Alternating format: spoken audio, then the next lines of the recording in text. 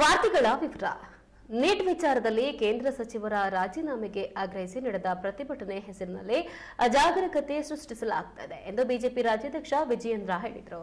ಸುದ್ದಿಗಾರರೊಂದಿಗೆ ಮಾತನಾಡಿದ ಅವರು, ಅನೇಕ ಯುವಕರಿಗೆ ಕಾರಣವೇ ತಿಳಿಯದೆ ಬಂದಿದ್ದು ಹೇಳಿಕೆ ಆಧಾರವನ್ನ ನೀಡುತ್ತಿದ್ದಾರೆ. ದೇಶದ ವಿರುದ್ಧ ಹೇಳಿಕೆಯನ್ನ ನೀಡುತ್ತಿದ್ದಾರೆ. ವಿರೋಧ ಪಕ್ಷಗಳು ಯುವಕರನ್ನ ಮುಂದೆ ಬಿಟ್ಟು ರಾಜಕೀಯ ಮಾಡ್ತಾ ಇದೆ ಎಂದರು. ಇನ್ನು ಪ್ರಧಾನಿ ಮೋದಿ ಅವರನ್ನ ದುಷ್ಟ ರಕ್ಷಕ ಎಂದಿದ್ದ ಸಿದ್ದರಾಮಯ್ಯ ಅವರಿಗೆ ತಿರುಗೇಟು ನೀಡಿದ ವಿಜಯೇಂದ್ರ, ನೀವು ಸಿಎಂ ಆಗಿದ್ದಾಗ 2.5 ಲಕ್ಷ ಹುದ್ದೆ ಭರ್ತಿಗೆ ಆಗ್ರಹಿಸಿ ಯುವಕರು ಪ್ರತಿಭಟನೆ ಮಾಡಿದಾಗ ನಿಮ್ಮ ಕರುಣೆ ಎಲ್ಲಿ ಹೋಗಿತ್ತು? ಕಾಲ್ತುಳಿತ ಪ್ರಕರಣದಲ್ಲಿ ರಾತ್ರೋರಾತ್ರಿ ತನಿಖಾ ತಂಡ ರಚಿಸಿ ಅಧಿಕಾರಿಗಳ ಮೇಲೆ ಹಾಕಿ ತಪ್ಪಿಸಿಕೊಳ್ಳುವುದಕ್ಕೆ ನೋಡಿದ್ದನ್ನ ಜನ ಮರೆತಿಲ್ಲ ಎಂದರು.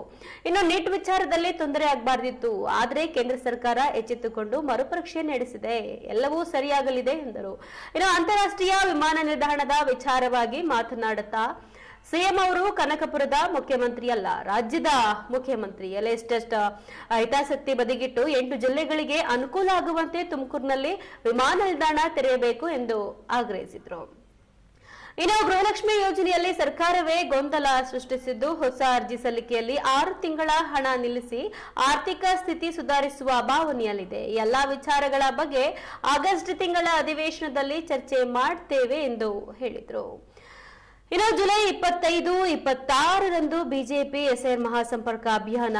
ಇದೇ ವೇಳೆ ಎಸ್ಐಆರ್ ಕುರಿತು ಮಾತನಾಡಿದಂತ ವಿಜೇಂದ್ರ ಅವರು, ಜುಲೈ 25 ಮತ್ತು 26ರಂದು ರಾಜ್ಯದಾದ್ಯಂತ ಯೋಜನೆ ಬಗ್ಗೆ ಮಹಾಸಂಪರ್ಕ ಅಭಿಯಾನ ಹಮ್ಮಿಕೊಳ್ಳಲಾಗಿದೆ. ಎಲ್ಲಾ ವಿಧಾನಸಭಾ ಕ್ಷೇತ್ರಗಳಲ್ಲಿ ಸಂಸದರು, ಶಾಸಕರು ಮತ್ತು ವಿಧಾನ ಪರಿಷತ್ ಸದಸ್ಯರ ನೇತೃತ್ವದಲ್ಲಿ 1 ಕೋಟಿ ಮನೆಗಳನ್ನ ತಲುಪುವ ಬೃಹತ್ ಉದ್ದೇಶವನ್ನ ಹೊಂದಲಾಗಿದೆ.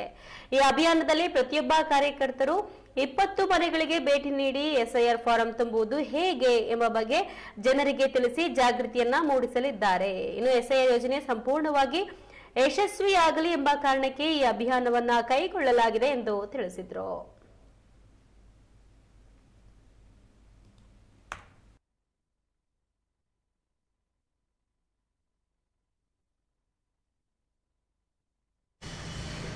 ಒಂದು ಕಡೆ ಮಾನ್ಯ ಮುಖ್ಯಮಂತ್ರಿಗಳು, ರಾಜ್ಯ ಸರ್ಕಾರ ಕೇವಲ ಬೆಂಗಳೂರಿನಲ್ಲಿ ವಿಧಾನಸೌಧದಲ್ಲಿ ಕೂತ್ಕೊಂಡು ಸಭೆಯನ್ನು ಮಾಡಿ, ವಿಡಿಯೋ ಕಾನ್ಫರೆನ್ಸ್ ಮುಖೇನ ಸಭೆಯನ್ನು ಮಾಡಿರೋದು ಬಿಟ್ಟರೆ ಯಾವುದೇ ಒಬ್ಬ ಸಚಿವರು ರಾಜ್ಯ ಪ್ರವಾಸವನ್ನು ಮಾಡ್ತಾ ಇಲ್ಲ, ಜಿಲ್ಲೆಗಳಿಗೆ ಭೇಟಿಯನ್ನು ನೀಡ್ತಾ ಇಲ್ಲ, ತಾಲೂಕುಗಳ ಭೇಟಿಯನ್ನು ನೀಡ್ತಾ ಇಲ್ಲ. ರೈತರ ಸಮಸ್ಯೆ ಬಗ್ಗೆ, ರೈತರ ಸಂಕಷ್ಟಕ್ಕೆ ಸ್ಪಂದನೆ ಮಾಡುವಂಥ ಕೆಲಸವೂ ಕೂಡ ರಾಜ್ಯ ಸರ್ಕಾರದ ಕಡೆಯಿಂದ ಆಗ್ತಾ ಇಲ್ಲ. ಈಗಾಗಲೇ ಮಾನ್ಯ ಮುಖ್ಯಮಂತ್ರಿಗಳು ಎಲ್ಲ ಹಿರಿಯ ನಾಯಕರ ತಂಡವನ್ನು ಕಟ್ಟಿಕೊಂಡು ದೆಹಲಿಗೆ ಪ್ರಯಾಣವನ್ನು ಕೂಡ ಬೆಳೆಸಿದ್ದಾರೆ. ಅಂದರೆ ರೈತರು ಇಷ್ಟೊಂದು ಸಂಕಷ್ಟದಲ್ಲಿದ್ದಾರೆ. ಮುಖ್ಯಮಂತ್ರಿಗಳು ಕೇವಲ ಪ್ರಧಾನಮಂತ್ರಿಗಳಿಗೆ ಪತ್ರವನ್ನು ಬರೆದು ರಾಜ್ಯ ಸರ್ಕಾರದ ಜವಾಬ್ದಾರಿನೇ ಇಲ್ಲ ಅನ್ನೋ ರೀತಿಯಲ್ಲಿ ವರ್ತನೆಯನ್ನು ಮಾಡ್ತಾ ಇದ್ದಾರೆ. ಇದು ಖಂಡಿತ ಸರಿಯಲ್ಲ. ನಾನು ಮಾನ್ಯ ಮುಖ್ಯಮಂತ್ರಿಗಳಿಗೆ ಆಗ್ರಹ ಪಡಿಸ್ತೇನೆ, ರಿಯಲ್ ಎಸ್ಟೇಟ್ ಬಗ್ಗೆ ಎಷ್ಟು ಆಸಕ್ತಿಯನ್ನು ರಾಜ್ಯದ ಮುಖ್ಯಮಂತ್ರಿ ಡಿ ಕೆ ಶಿವಕುಮಾರ್ ಅವರೇ ನೀವು ತಲೆ ಕೆಡಿಸ್ಕೊಂಡಿದ್ದೀರಿ. ರೈತರ ಬಗ್ಗೆನೂ ಕೂಡ ಕಾಳಜಿಯನ್ನು ತೋರಬೇಕು, ರೈತರ ಸಂಕಷ್ಟಕ್ಕೆ ಸ್ಪಂದನೆಯನ್ನು ಮಾಡಬೇಕು. ಬಿತ್ತನೆ ಮಾಡದೆ ಹೊತ್ತು ರೈತರು ಬೀದಿಗೆ ಬರ್ತಕ್ಕಂಥ ಪರಿಸ್ಥಿತಿ ಇದೆ. ಬಿತ್ತನೆ ಮಾಡಿರುವಂಥ ರೈತರು ಕೂಡ ಇವತ್ತು ಮೊಳಕೆ ಹೊಡೆದೇನೆ ಕೂಡ ಮಳೆ ಇಲ್ಲದೇ ಬೀದಿಗೆ ಬರುವಂಥ ಪರಿಸ್ಥಿತಿ ನಿರ್ಮಾಣ ಆಗಿದೆ. ಹಾಗಾಗಿ ಬರದ ಪರಿಸ್ಥಿತಿಯನ್ನು ಸರಿಯಾದ ರೀತಿಯಲ್ಲಿ ರಾಜ್ಯ ಸರ್ಕಾರ ಕೈಗೆತ್ಕೊಳ್ಬೇಕು, ರೈತರ ಸಂಕಷ್ಟಕ್ಕೆ ಸ್ಪಂದನೆ ಮಾಡಬೇಕು.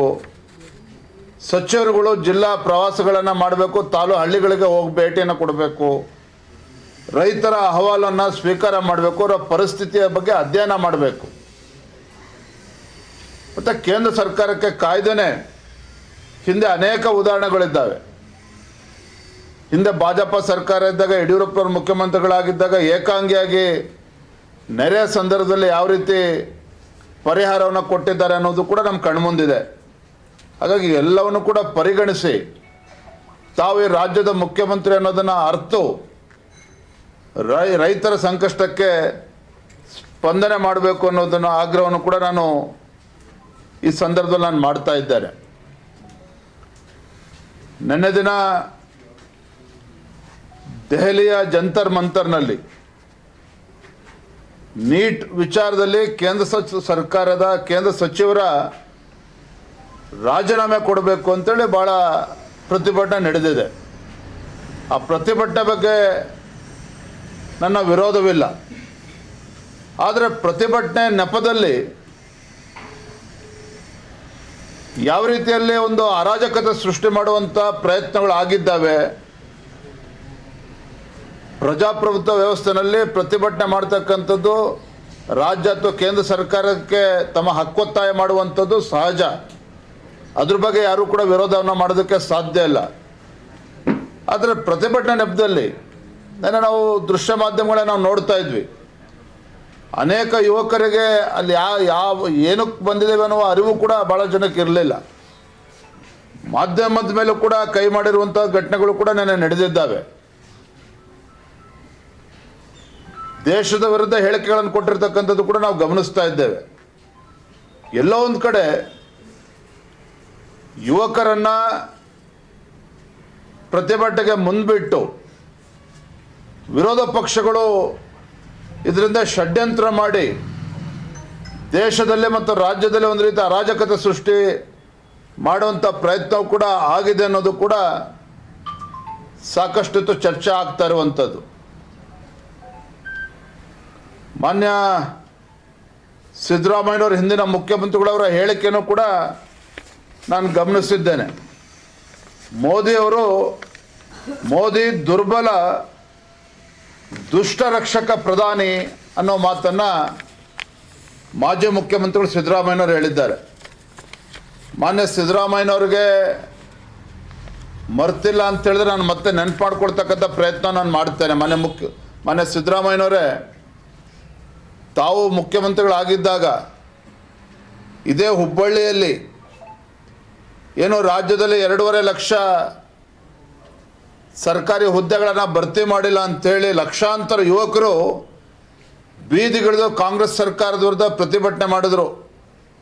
ಎಲ್ಲೋಗಿತ್ತು ಸಿದ್ದರಾಮಯ್ಯನವ್ರ ಕಾಳಜಿ? ಅವಾಗ 3 ವರ್ಷಗಳ ಕಾಲ ತಾವೇ ರಾಜ್ಯದ ಮುಖ್ಯಮಂತ್ರಿಗಳಿದ್ರಲ್ಲ, ಎಷ್ಟು ಖಾಲಿ ಹುದ್ದೆಗಳನ್ನು ಭರ್ತಿ ಮಾಡಿದ್ರಿ, ಎಷ್ಟು ಲಕ್ಷ ಯುವಕರ ಜೀವನವನ್ನು ಕಟ್ಕೊಡ್ತಕ್ಕಂಥ ಕೆಲಸ ತಾವು ಮುಖ್ಯಮಂತ್ರಿಗಳಾಗಿ ಮಾಡಿದ್ದೀರಿ. ಇದ್ರ ಬಗ್ಗೆನೂ ಕೂಡ ರಾಜ್ಯದ ಜನರಿಗೆ ಬೆಳಕು ಚೆಲ್ಲುವಂಥ ಕೆಲಸವನ್ನು ಮಾಡಬೇಕು. ಏನು ಚಿನ್ನಸ್ವಾಮಿ ಕಾಲ್ತುಳಿತ ಪ್ರಕರಣದಲ್ಲಿ ರಾತ್ರೋರಾತ್ರಿ ಒಂದು ತಂಡವನ್ನು ಘೋಷಣೆ ಮಾಡಿ ರಿಟೈರ್ಡ್ ಹೈಕೋರ್ಟ್ ಜಡ್ಜ್ ಕಡೆಯಿಂದ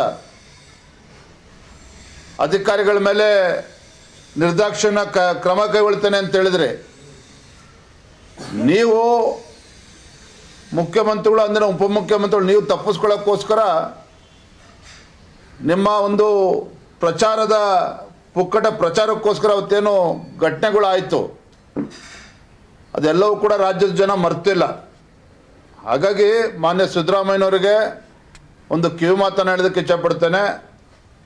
ನಮ್ಮ ಕೇಂದ್ರ ಸರ್ಕಾರ, ನಮ್ಮ ಪ್ರಧಾನಮಂತ್ರಿ ನರೇಂದ್ರ ಮೋದಿಜಿಯವರು ನೀಟ್ ವಿಚಾರದಲ್ಲಿ ಖಂಡಿತ ಅದು ಆಗಬಾರ್ದಾಗಿತ್ತು. ಆದರೆ ಕೇಂದ್ರ ಸರ್ಕಾರ ತತ್ಕ್ಷಣ ಎಚ್ಚೆತ್ತುಕೊಂಡು ಸರಿಯಾದ ರೀತಿಯಲ್ಲಿ ನೀಟ್ನ ಮರುಪರೀಕ್ಷೆಯನ್ನು ಕೂಡ ನಡೆಸಿರ್ತಕ್ಕಂಥದ್ದು ಕೂಡ ದೇಶದ ಜನರಿಗೆ ಗೊತ್ತಿದೆ. ಆದರೆ ಇಂತಹ ವಿಚಾರಗಳನ್ನು ತೆಗೆದುಕೊಂಡು ಯುವಕರಲ್ಲಿ ವಿಷಬೀಜವನ್ನು ಬಿತ್ತುವಂಥ ಕೆಲಸ ತಾವೇನು ಮಾಡೋದಕ್ಕೆ ಹೊರಟಿದ್ದೀರಿ, ಖಂಡಿತ ಅದು ಫಲ ದೊರೆಯೋದಕ್ಕೆ ಸಾಧ್ಯ ಇಲ್ಲ. ಅದರ ಬದಲಾಗಿ ತಾವು ಮುಖ್ಯಮಂತ್ರಿಗಳಾಗಿದ್ದಾಗ ರಾಜ್ಯಕ್ಕೆ ಕೊಟ್ಟಿರ್ತಕ್ಕಂಥ ಕೊಡುಗೆ ಏನು, ಎಷ್ಟು ಲಕ್ಷ ಹುದ್ದೆಗಳನ್ನು ಭರ್ತಿ ಮಾಡಿದಿರಿ, ಯುವಕರಿಗೆ ಏನು ನ್ಯಾಯ ಕೊಟ್ಟಿದ್ದೀರಿ, ಇದ್ರ ಬಗ್ಗೆ ರಾಜ್ಯದ ಜನರಿಗೆ ತಾವು ತಿಳಿಸ್ಬೇಕು ಅಂಥೇಳಿ ನಾನು ಈ ಸಂದರ್ಭ ಹೇಳೋದಕ್ಕೆ ಇಚ್ಛಪಡ್ತೇನೆ. ಇನ್ನು ಕೊನೆಯದಾಗಿ ನಾನು ಮೊನ್ನೆ ದಿನ ಬೆಂಗಳೂರಿನಲ್ಲಿ ಬಿಡದಿ ಟೌನ್ಶಿಪ್ ವಿಚಾರದಲ್ಲಿ ಪ್ರತಿಭಟನೆ ನಡೀತಾ ಇರಬೇಕಾದ್ರೆ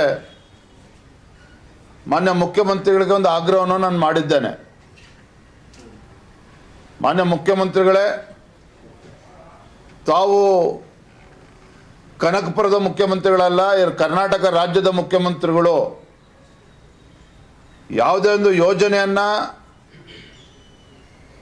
ತೀರ್ಮಾನ ಮಾಡಬೇಕಾದ್ರೆ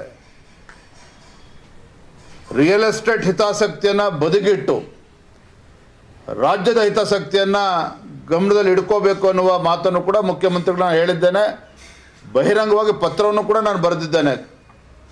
ಏನು ಮಾನ್ಯ ಮುಖ್ಯಮಂತ್ರಿಗಳ ಒಂದು ಕನಸಿದೆ, ಬೆಂಗಳೂರು ಎರಡನೇ ಒಂದು ವಿಮಾನ ನಿಲ್ದಾಣ ಬರಬೇಕು ಅಂತೇಳಿ. ಅದನ್ನು ಕನಕಪುರಕ್ಕೆ ತೆಗೆದುಕೊಂಡೇನು ಹೊರಟಿದ್ದೀರಿ, ನಾನು ಪತ್ರವನ್ನು ಕೂಡ ಬರೆದಿದ್ದೇನೆ. ತುಮಕೂರು ಅಕ್ಕಪಕ್ಕ ಆ ವಿಮಾನ ನಿಲ್ದಾಣ ಬಂದರೆ ಖಂಡಿತ ವಿಮಾನ ನಿಲ್ದಾಣದ ಲಾಭ ಸುಮಾರು 7-8 ಜಿಲ್ಲೆಗಳಿಗೆ, ಚಿತ್ರದುರ್ಗ ಇರ್ಬೋದು, ತುಮಕೂರು ಇರ್ಬೋದು, ದಾವಣಗೆರೆ ಇರ್ಬೋದು, ವಿಜಯನಗರ, ಕೊಪ್ಪಳ, ಈ ರೀತಿ 8-10 ಜಿಲ್ಲೆಗಳಿಗೆ ಇದರ ಲಾಭ ಆಗ್ತದೆ. ಅಲ್ಲೂ ಕೂಡ ಆರ್ಥಿಕ ಬೆಳವಣಿಗೆ ಆಗ್ತದೆ, ಯುವಕರಿಗೆ ಉದ್ಯೋಗ ಸಿಗ್ತದೆ. ಅದನ್ನು ಬಿಟ್ಬಿಟ್ಟು ಕೇವಲ ರಿಯಲ್ ಎಸ್ಟೇಟ್ಗೆ ಸೀಮಿತ ಮಾಡಿಕೊಂಡು ಕನಕಪುರದಲ್ಲಿ ಏರ್ಪೋರ್ಟ್ ಮಾಡೋದ್ರಿಂದ ಖಂಡಿತ ಅದು ಕರ್ನಾಟಕಕ್ಕೆ ಯಾವುದೇ ರೀತಿ ಲಾಭ ಆಗೋದಕ್ಕೆ ಸಾಧ್ಯ ಇಲ್ಲ. ಅದರ ಬದಲಾಗಿ ಬೆಂಗಳೂರು ಮಹಾನಗರದ ಮೇಲೆ ಏನು ಒತ್ತಡ ಈಗಾಗಲೇ ಬೀಳ್ತಾ ಇದೆ, ಅದು ಟ್ರಾಫಿಕ್ ಕಂಜೆಷನ್ ಇರ್ಬೋದು, ಬೇರೆ ಬೇರೆ ರೀತಿ ಸಮಸ್ಯೆಗಳನ್ನು ಬೆಂಗಳೂರು ಜನತೆಯನ್ನು ಅನುಭವಿಸ್ತಾ ಇದ್ದಾರೆ. ಆ ಸಮಸ್ಯೆಗಳು ಇನ್ನೂ ಕೂಡ ಉಲ್ಬಣ ಆಗ್ತದೆ ವಿನಃ ಖಂಡಿತ ಅದರಿಂದ ಬೆಂಗಳೂರು ಮಹಾನಗರಕ್ಕಾಗಲಿ ಕರ್ನಾಟಕಕ್ಕಾಗಲಿ ಯಾವುದೇ ರೀತಿ ಲಾಭ ಆಗೋದಕ್ಕೆ ಸಾಧ್ಯ ಇಲ್ಲ. ಹಾಗಾಗಿ ಈ ನಿಟ್ಟಿನಲ್ಲಿ ಮಾನ್ಯ ಮುಖ್ಯಮಂತ್ರಿಗಳು ಇದ್ರ ಬಗ್ಗೆ ಸಮಗ್ರವಾಗಿ ಪರಿಶೀಲಿಸಿ ಉತ್ತರ ಕರ್ನಾಟಕ ಬೇರೆ ಬೇರೆ ಜಿಲ್ಲೆಗಳ ಪ್ರಮುಖರ ಜೊತೆನೂ ಕೂಡ ಚರ್ಚೆ ಮಾಡಿ, ಶಾಸಕರುಗಳ ಜೊತೆನೂ ಚರ್ಚೆ ಮಾಡಿ ಒಳ್ಳೆಯ ನಿರ್ಧಾರವನ್ನು ಘೋಷಣೆ ಮಾಡಬೇಕು ಅಂತೇಳಿ ತಮ್ಮ ಮುಖೇನ ನಾನು ಮತ್ತೊಮ್ಮೆ ವಿನಂತಿಯನ್ನು ಮಾಡ್ತಾ ಇದ್ದೇನೆ. ಗೊಂದಲ ಸೃಷ್ಟಿ ಮಾಡಿರ್ತಕ್ಕಂಥವ್ರು ರಾಜ್ಯ ಸರ್ಕಾರವೇ. ಯಾಕೆ ಅಂತ ಹೇಳಿದ್ರೆ ಹೊಸದಾಗಿ ಅರ್ಜಿಯನ್ನು ಹಾಕಬೇಕು ಅಂತೇಳಿ ತೀರ್ಮಾನ ತೆಗೆದುಕೊಂಡ್ರು. ಆ ನೆಪದಲ್ಲಿ ಒಂದು 5-6 ತಿಂಗಳು ಇದನ್ನು ಪೋಸ್ಟ್ಪೋನ್ ಮಾಡಿದರೆ ಸ್ವಲ್ಪ ಆರ್ಥಿಕ ಸಂಕಷ್ಟದಲ್ಲಿರ್ತಕ್ಕಂಥ ರಾಜ್ಯ ಸರ್ಕಾರ ಇವತ್ತು ಬೊಕ್ಕಸಕ್ಕೆ ಏನು ತೊಂದರೆ ಆಗ್ತಾ ಇದೆ, ಹಣಕಾಸಿನ ಸಮಸ್ಯೆಯನ್ನು ಉಲ್ಬಣ ಆಗಿದ್ದು ರಾಜ್ಯ ಸರ್ಕಾರದಲ್ಲಿ, ಇವೆಲ್ಲವೂ ಕೂಡ ಸುಧಾರಣೆ ಆಗ್ತದೆ ಅನ್ನೋ ಭಾವನೆಯಲ್ಲಿದ್ದಂತೆ ಕಾಣ್ತಾ ಇದೆ. ಹಾಗಾಗಿ ಈ ರೀತಿ ಮರು ಅರ್ಜಿಯನ್ನು ಹಾಕಿಸ್ಕೊಳ್ಬೇಕು ಮತ್ತು ಹೊಸ ಹೊಸ ಕಂಡೀಷನ್ಸನ್ನು ಕೂಡ ಹಾಕ್ತಾ ಇರ್ತಕ್ಕಂಥದ್ದು ಎಲ್ಲ ಉದ್ದೇಶ ಇದ್ದಾನೆ. ಈಗಾಗಲೇ ನಾವು ಕೂಡ ಇದ್ರ ಬಗ್ಗೆ ಚರ್ಚೆ ಮಾಡಿದ್ದೇವೆ.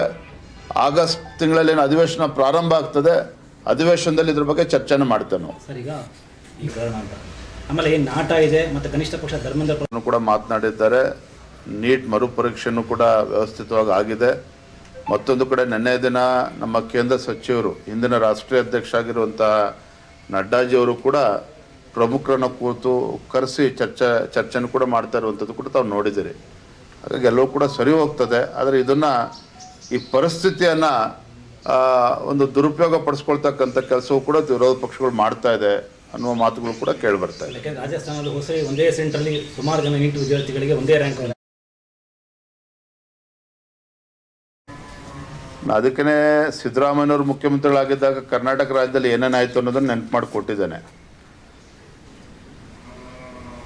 ವಾತಾವರಣವನ್ನು ಕುಲುಗೆಡಿಸಿ ಅದನ್ನು ದುರುಪಯೋಗ ಪಡಿಸ್ತಕ್ಕಂಥ ಕೆಲಸ ಇವತ್ತು ವಿರೋಧ ಪಕ್ಷಗಳು ಮಾಡ್ತಾ ಇದೆ. ತಾವು ನೋಡಿದ್ರೆ ನೆನ್ನೆ ನಡೆದಂಥ ಪ್ರತಿಭಟನೆಯಲ್ಲಿ ಯಾವ್ಯಾವ ರಾಜಕೀಯ ಪಕ್ಷದ ಮುಖಂಡರುಗಳು ಹೋಗಿದ್ರು ಅನ್ನೋದು ಕೂಡ ತಾವೆಲ್ಲರೂ ಕೂಡ ನೋಡಿದ್ದೀರಿ.